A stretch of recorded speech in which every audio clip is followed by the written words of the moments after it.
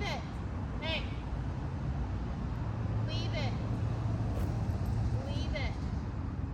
Look at me. Hey. There's nothing over there. He's just like looking at the house. There's dogs inside, but no one's barking. Look at me. Hank.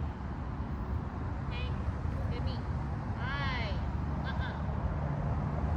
Look at me. Good.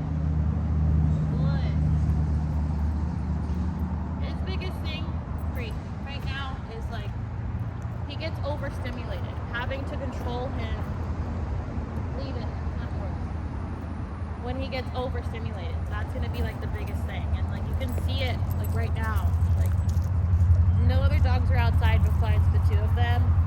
And there's dogs inside, but he's just so focused and so like, and you can see his crazy eyes. Like he's like, his eyes are super big. That's what I'm noticing. When he gets like, when he is at high level of excitement, right? That's where he is like on it. That's like, he's been doing much better here at camp. Like he hasn't had any issues or like any incidents or anything like that. Even in the vans, like he's been really good. But the times that he was having issues was like when he is super excited, when he's super playing, and then something snaps and he's like, I want to go, right? So like when he already was like playing, or whenever like all the dogs running around and he gets super amped. For example, like the dog that he doesn't like, the little orange Shiba, he gets everybody going. It's not just Hank, he gets everybody going. He barks and runs in. And the other day, everybody was getting off of camp, and Hank and him were in the same little area, and he ignored him. But the moment Birdie, that's the dog's name, Birdie ran in, did his little rah thing, and started running, 3 other dogs went, and Hank followed, right? But the 3 other dogs were running to play, and you could see that Hank kind of had that like look in his eyeball, right? Like, oh, like I'm gonna get you, right? Easily called off, leave it, right? But getting him out of that overstimulated point, right, to where he understands what he's supposed to do versus what he's not supposed to do. And so keeping him at a high level of overexcitement all the time when there's other dogs around, especially when there's a toy involved or a frisbee, other treats or whatever, he's desensitized to treats here, right? Because like we utilize treats, we have him sit, we have him stay, we have to share. He does really good with that, and I could tell him leave it.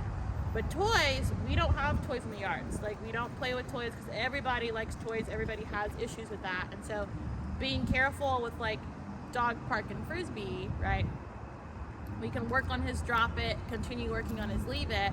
And like when I asked when it comes to like what sparked it, or like what, if the other dog was kind of, how do you say, like invoking him, even a simple bark or coming into the fence line, like if I'm playing with the ball with him and Kenai is barking on the other side of the fence, that is going to keep Hank at a high level. And so even if we leave the yard, Hank is still overstimulated. And so like being really careful with like the toys on that part, especially with him being an only child, he's never had to share before. Like Kenai and my dog has the same issue as well, you know, with like sharing. It's like they never had to share. And so like that's something that we can continue to work on and kind of work him through together with like being at home and being in that dog park, and when is the right time to turn it off and like turn it on. And so like there's a squirrel.